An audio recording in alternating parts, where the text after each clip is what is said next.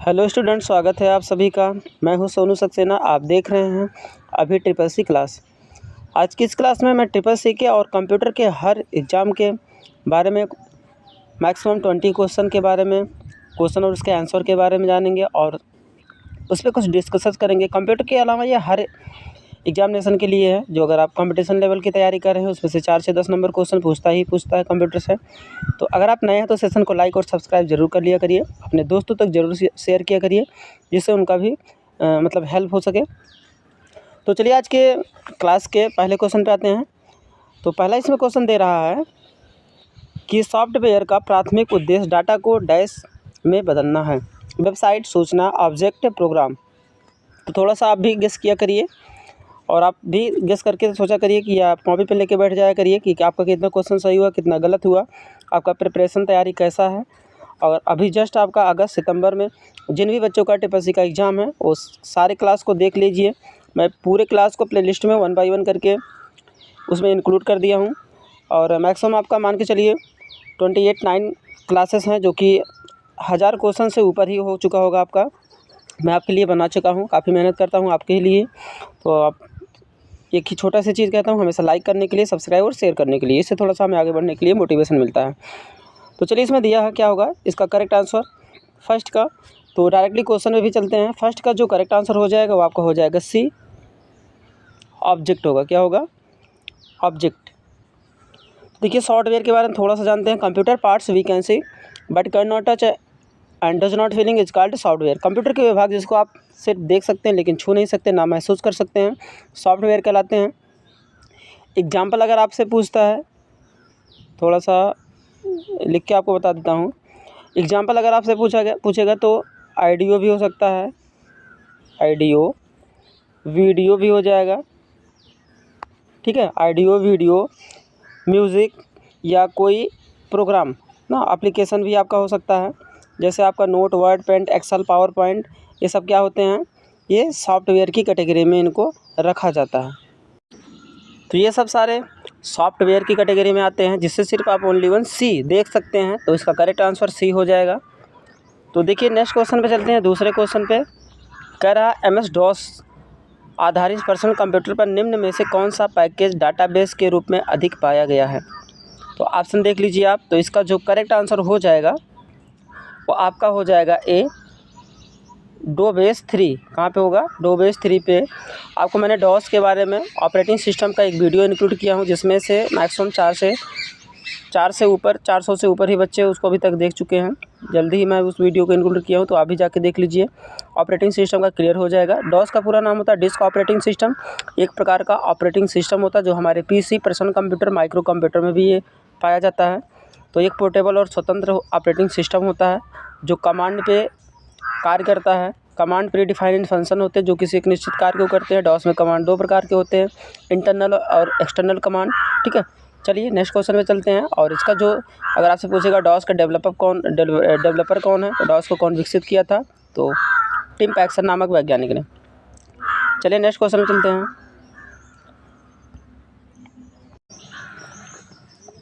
Next question कह रहा है डॉस का पूरा नाम क्या है? अभी मैंने आपको जस्ट बताया था डॉस का पूरा नाम होता है डिस्क ऑपरेटिंग सिस्टम, जिसे बनाने वाले वैज्ञानिक का नाम था टिम पैक्सन, ठीक है। माइक्रोसॉफ्ट कॉरपोरेशन के हाथों बेच दिया था। बाद में माइक्रोसॉफ्ट और IBM ने मिलकर मार्केट में 1980 में लॉन्च किया था। कब किया था? 1918।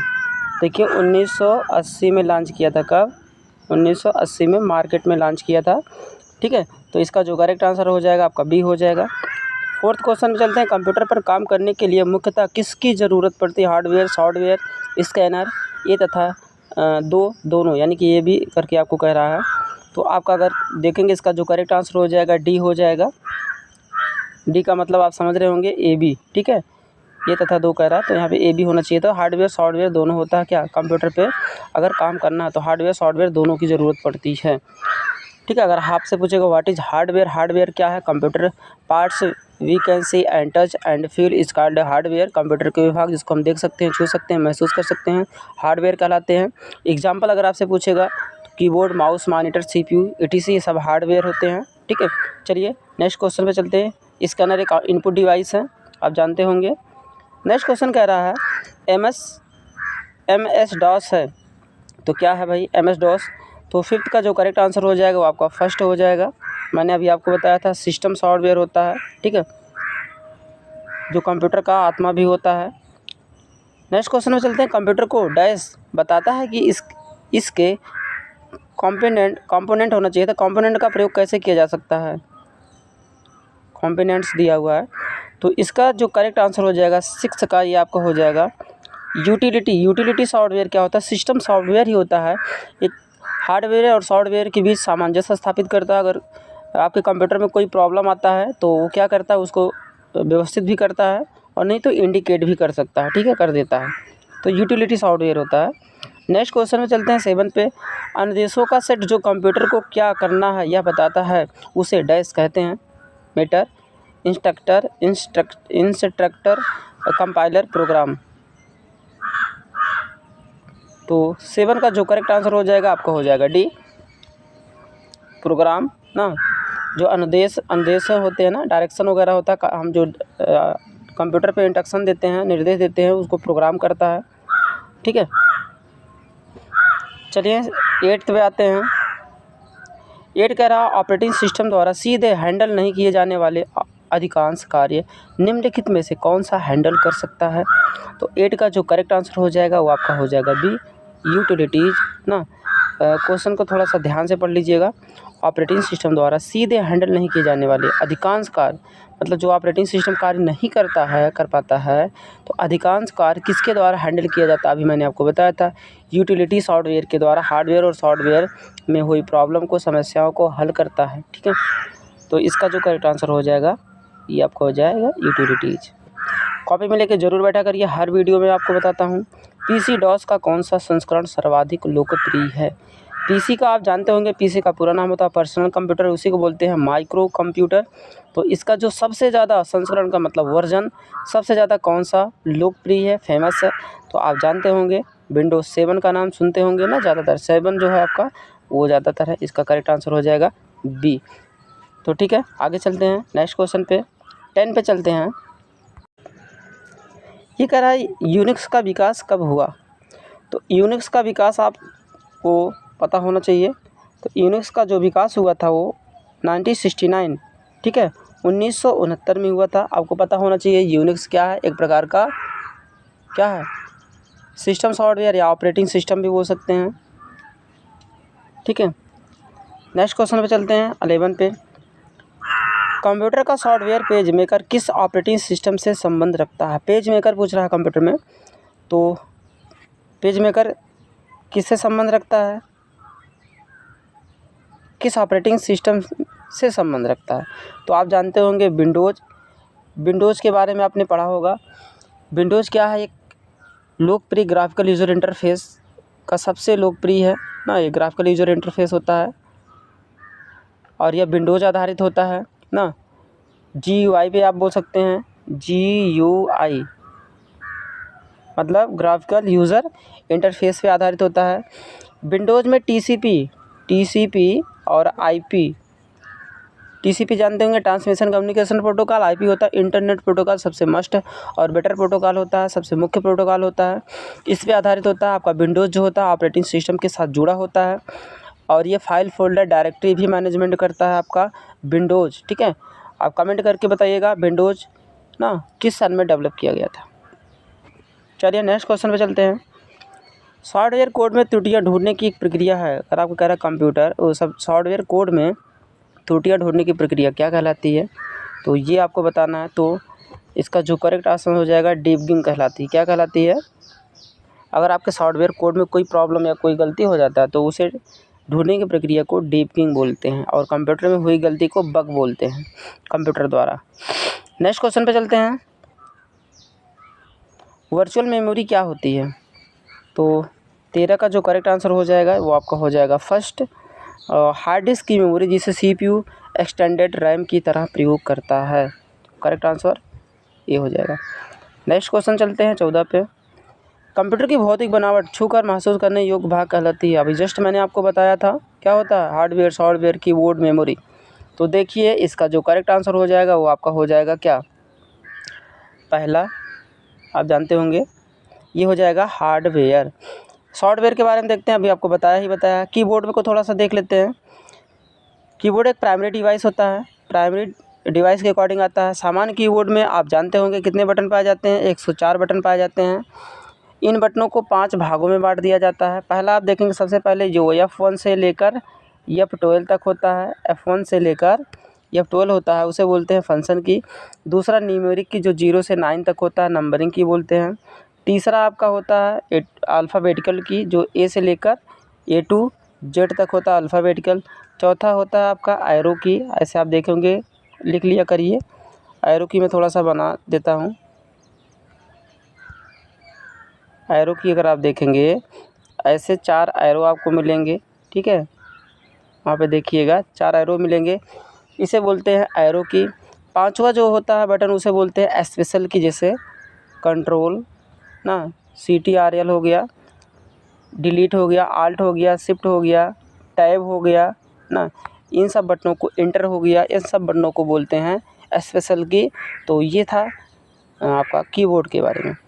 मेमोरी आप जानते होंगे, कंप्यूटर में मेमोरी मुख्य रूप से 2 प्रकार की होती है, एक इंटरनल मेमोरी और एक एक्सटर्नल मेमोरी। इंटरनल मेमोरी के अकॉर्डिंग अगर आप देखेंगे, रैम आ जाता है, क्या आ जाता है, रैम, और एक आ जाता है रोम, रैम और रोम। रैम का पूरा नाम होता है रीड ओनली मेमोरी। अगर आपका देखेंगे रैम का रैंडम एक्सेस मेमोरी, और रोम का देखेंगे रीड ओनली मेमोरी ना। रैम जो होता है अस्थाई होता है, रोम जो होता है अस्थाई मेमोरी होती है, जिसे परमानेंटली मेमोरी बोलते हैं। एक्सटर्नल मेमोरी के अकॉर्डिंग आप देखेंगे, सेकेंडरी मेमोरी जिन्हें आप बोलते हैं CD हो गया, CD, DVD, floppy disk, HDD, ये सब आपके क्या होते हैं, सेकेंडरी मेमोरी होते हैं, ठीक है। सेकेंडरी मेमोरी अस्थाई होती है, नॉन परमानेंटली होती है। एक ट्रिक्स आप ध्यान दीजिए, जो कंप्यूटर के अंदर ऑलरेडी पहले से रहता है इंटरनल होता है, जो हम CPU के बाहर से जोड़ते हैं उसे एक्सटर्नल बोलते हैं। तो शायद आपको समझ में आ गया होगा, आशा करता हूँ। चलिए चलते हैं नेक्स्ट क्वेश्चन पे। 15 कह रहा है, डाटा का सुनियोजित रिकॉर्ड रखने के लिए सामान्यतः इनमें से किस सॉफ्टवेयर का प्रयोग किया जाता है। अगर आप किसी डाटा को रखना चाहते हैं सामान्यतः, तो किस सॉफ्टवेयर का प्रयोग कर सकते हैं। तो सिंपल सा आपका हो जाएगा डाटाबेस सॉफ्टवेयर। क्या हो जाएगा, डाटाबेस सॉफ्टवेयर ही हो जाएगा, पहला ही हो जाएगा इसका करेक्ट आंसर। चलिए चलते हैं नेक्स्ट क्वेश्चन पे, तो ध्यान दीजिएगा, आपका पहला हो जाएगा। 16 का कह रहा है, मूल स्रोत से किसी भिन्न डेस्टिनेशन पर कॉपी करके डाटा का संरक्षण करना क्या कहलाता है। तो इसका जो करेक्ट आंसर हो जाएगा मेश कहलाता है। क्या कहलाता है, एक मिनट, बैकअप होगा, क्या होगा इसका, कॉपी करके डाटा का संरक्षण करना क्या कहलाता है। तो ये जो 16 का जो करेक्ट आंसर हो जाएगा आपका हो जाएगा बी। बी में आपको क्या दिया है, बैकअप ना, उसका आप बैकअप ले लेते हैं, संरक्षण हो यानी सुरक्षित रहता है। यूनिक्स की मुख्य भाषा है, तो यूनिक्स की मुख्य भाषा क्या है, ये आप भी थोड़ा सा बताइए, गेस करिए। तो यूनिक्स का जो मुख्य भाषा आपका होगा वो हो जाएगा असेंबली। क्या होगा, असेंबली भाषा होगा, इसका जो आपका हो जाएगा सी।